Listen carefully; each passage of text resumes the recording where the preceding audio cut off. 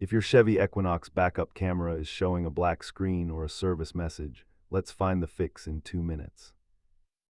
Over 60% of Equinox camera failures are caused by simple wiring issues or moisture near the tailgate latch.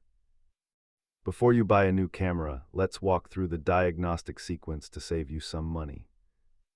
Start with the basics by checking the fuse and trying a hard system reset to clear any software glitches.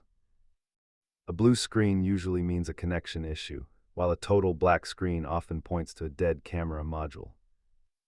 Don't forget the wiring loom inside the rubber boot between the hatch and the body, as these wires fatigue over time. Most physical repairs are DIY friendly, but software flashes and HMI module issues will require a trip to the dealer. While a simple camera swap costs around $100, labor and control modules can push repairs much higher.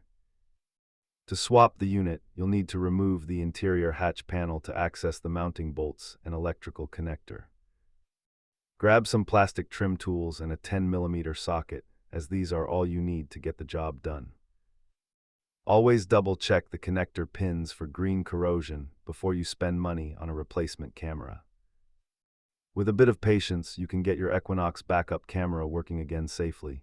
Thanks for watching.